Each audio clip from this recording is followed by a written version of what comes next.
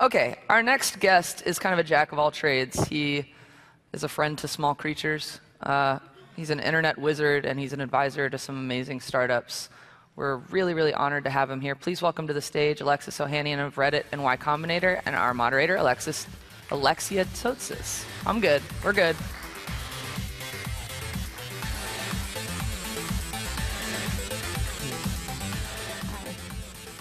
So they actually pick who gets to interview who based on name similarity. Yes, nailed it. You guys Great. know how they arrange these things.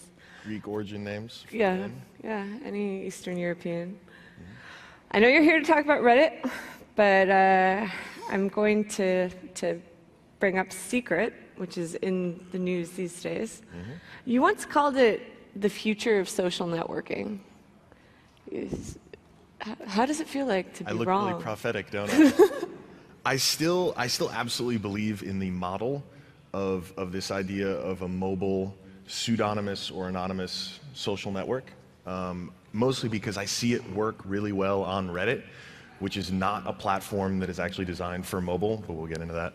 And I think, there is still going to be someone who wins. Obviously, Yik Yak is the cool top one now. But I still believe in the idea. Obviously, the company did not bear out, though. Bill Maris, who was here yesterday, called it a bank heist. Did you read this? No. No, he called it a bank heist to a New York Times reporter. Apparently, reporter was here and talked to him about it. Do you think that that's an accurate way to describe it? That is definitely not how I would describe it. I don't know what the context of that statement was, but because they raised so much money too close to when they raised the first round of capital. When it works, I mean, when the company is in growth mode and it's Uber or it's whatever, it looks like the right thing. When it's not, it looks like the wrong thing. But the good news is, I have to admit, the way that he shut down the company, the way that he addressed everything, the way that I know has worked really hard to get jobs for everyone who was there, was at the very least admirable. When they were going through all of the privacy debates and the bullying debates, were you at all in conversations with them? Were you talking to them about what they should do to prevent bullying and harassment? Yes, it came up. The advantage of pseudonyms is that you at least have some kind of an identity. That's the way that we sort of handle it with Reddit and other platforms as well. But the challenge then is with a totally anonymous product, you don't have that sense as a user of some responsibility in the same way, and so it requires a heavier hand of moderation. And I think it was something that was very top of mind for the company, and something that they definitely struggled with in terms of figuring out the way to execute that, where everyone in this world is thinking grow, grow, grow, grow, grow, but at the same time, they definitely knew that they needed to build something responsibly. And it'll be interesting to see how the other platforms handle it going forward. And you've actually had similar conflicts or similar issues at Reddit with the fappening, I believe it's called, and a couple similar threads. What did you learn from the fappening? So to frame it properly, so at the time I was on the board of Reddit. 6 months ago, I came back into a full-time role as executive chair. And this incident was the thing that me and our interim CEO, Alan Powell, first talked about. When we got together, this was top of the list for us. And it was something that we wanted to address because we knew that Reddit missed an opportunity to be a leader when that happened. We brought it up, we had an all hands with the company, talked it over, met countless experts, people who had sort of been on all sides of this. Did you talk to Jennifer Lawrence or Kate Upton or anyone whose photos? We were less interested in individual celebrities and more interested in talking to, we spoke to victims of revenge porn. They didn't have agents, but they were human beings and they matter.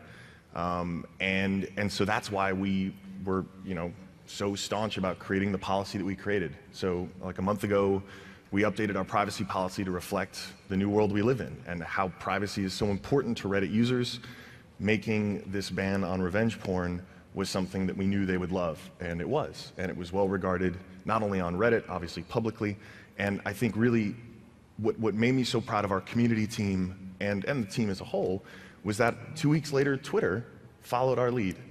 And that's where I want Reddit to be, and that was something that I know was really important for both Ellen and I when we got into these roles.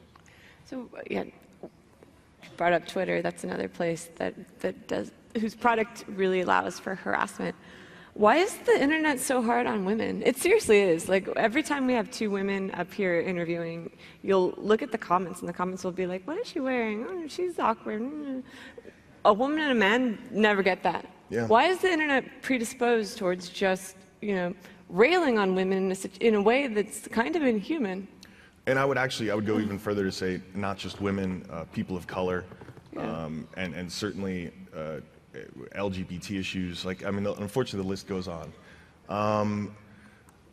The internet as a technology is incredibly liberating because it lets anyone sitting anywhere have a megaphone.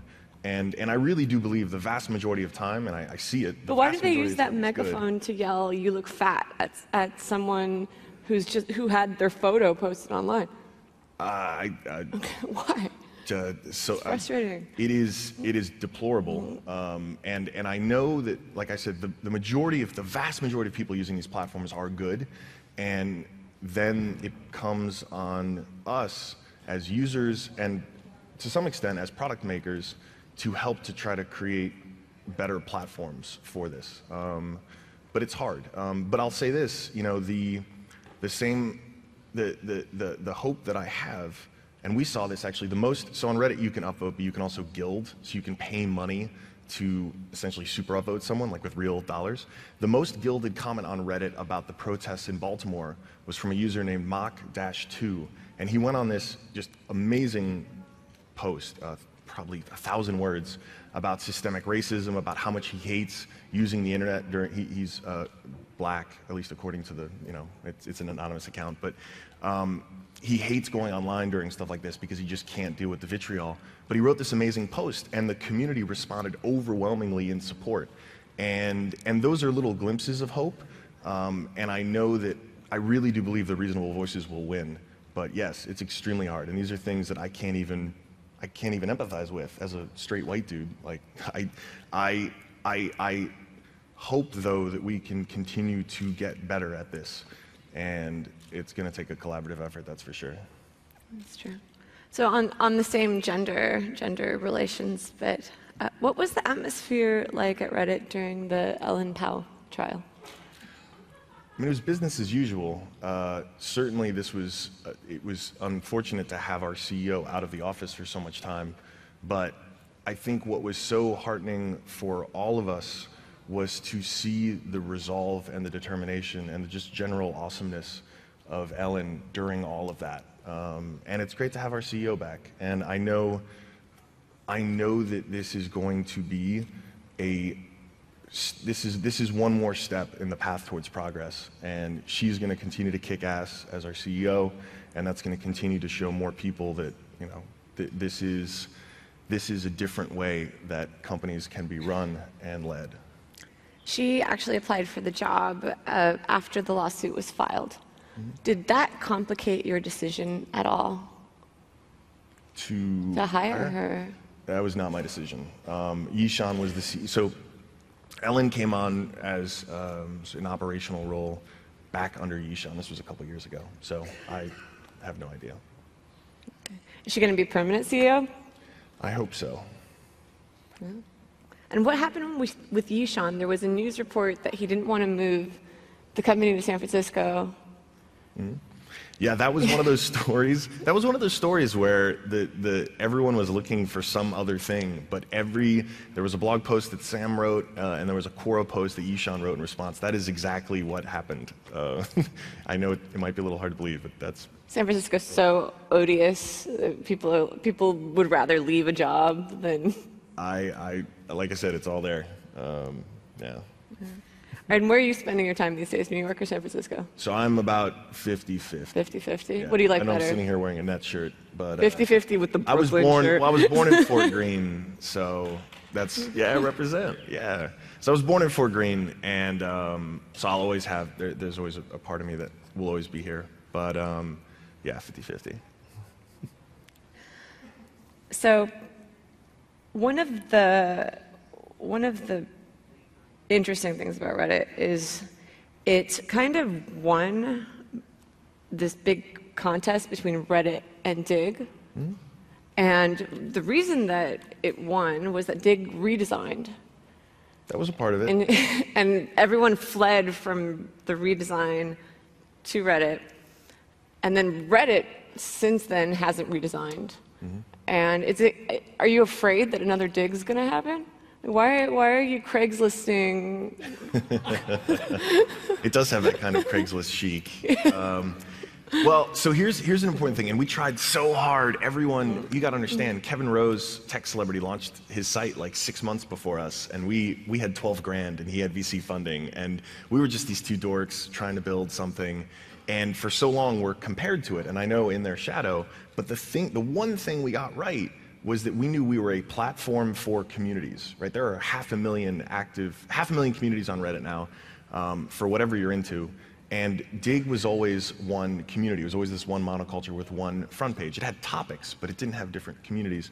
And so the inevitability we saw was that at some point there would be a ceiling on the number of people who would want to come to the front page of Dig and look at things the Dig community was into. The redesign definitely precipitated that, but it was less about aesthetics and more about functionality, because the product was fundamentally changed. It basically became a place where people could, like publishers, could dump in an RSS feed, and users were expected to sift through it all. And there's way too much noise for that to possibly work. And so we kind of saw it coming, frankly, once the alpha was in our hands. But when it comes to Reddit, we know we have to modernize things. We built Reddit in 2005, and there were no smartphones. So we don't have, we have Alien Blue, which is a great mobile app, but we need better native apps also on Android, which we're working on, as well as improving mobile web. And those experiences will continue to grow and continue to move. And all the feedback we've gotten so far from users about really any of the new things we've done in the way of design have been very well received, which is heartening.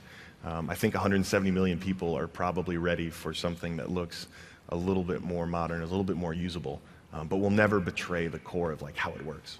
So you're now a tech celebrity yourself. Have you talked to Kevin Rose and maybe at a tech celebrity party or whatever you tech celebrities do? I don't go to those parties. I've never had a conversation. I met him once. You've never talked to him and said, hey, buddy. No, I met him once at a South by party many moons ago. But I'll tell you one of the things. I don't know. I don't go to any of those parties. What were you going to say? One of the things that always really motivated us when we were sitting in the little apartment was there was this great video clip at a Dig event where someone had thrown a Reddit shirt on stage, and he blew his nose on it and threw it on the side. And I kept that clip. As a kid named Alexis, who's overweight, like you get bullied a lot. And one of the ways I know. Oh. But as a kid, it was one of the ways that I dealt with that sort of thing. And so it was incredibly motivating. And I'm actually really grateful for that clip because it definitely helped me through some of those tougher days as a founder. That needs to be a GIF. I wish we could show that clip because it sounds. I'm sure you can find it on the internet. I'm gonna find it. I'll make you that GIF. I'll make you that GIF. What's your new? So you're talking about having to innovate on the product. I agree. Our product is also a decade old. I can relate. What's your newest product launch? What's your next big? Okay, this is a little bit canned. Well, I wanted to bring. What's your next big product launch? I wanted to bring something really special for y'all and new. And so in this year now, in the last 6 months, we've realized how much people love Reddit content, whether they love it on Reddit or somewhere else. We launched comment embeds to make it really easy for publishers to post Reddit comments in their articles. We launched a podcast called Upvoted, which is nearing 1 million downloads now. We launched a newsletter, a weekly digest, an email, the first time we've ever sent email to Reddit users. And these have all been steps on the evolution towards adding sort of original content to Reddit, amplifying the stuff that's already happening there to a bigger audience. And video, as you probably know, is not is a pretty hot thing right now. And we wanted to get the best people we could to help build Reddit video, because we know there are these amazing stories, and we want to find more ways and broader ways to share them. And so we're launching Reddit Video today. And we have two amazing people, Stephen Greenwood and Jordan Opplinger, who have joined the team, who are going to be leading this effort. And we have a clip. Yeah, we do. A video about Reddit Video. This is getting meta. Reddit powers over 500,000 different communities of shared interests, geographies, and ideas, each consistently surfacing and sourcing the most relevant content of the day. Hundreds of millions of people all over the world set the global agenda. Oh, it's okay, I can do the voiceover because I said it. Oh. Just to be clear, well. We're going to try again. Guys.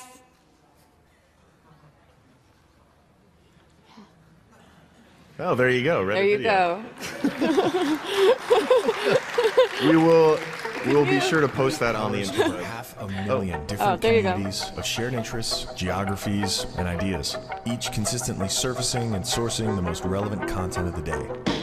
Hundreds of millions of people all over the world set the global agenda with their upvotes and downvotes. It's a story that's quickly going viral on Reddit. This person later posted the video of what happened to Reddit. The slogan was captured in a picture and posted on Reddit. Reddit? Reddit. Reddit. Reddit. Reddit. Reddit. During a Reddit AMA today. Because this happened on Reddit today. It's a place where people ask human questions and get human answers. It was intense. I was really just trying to be open and be sincere. About ready to start my Reddit Ask Me Anything. Hope you got some questions ready for me. Where a vacuum repairman has just as much reach as Bill Gates. It's where curiosity is rewarded, where shared experiences are celebrated, and where everyone can find perspectives and insights from anyone, anywhere, about anything. Hasta la vista, baby. The stories that happen here are stories that deserve to be told, so we're going to start telling them in our own way, for our community and for our world at large. At Reddit, we have an unfair advantage. We produce our content with a community. Not only does that mean viewers, it also means collaborators who will help us make really special original video you won't find anywhere else. Join us.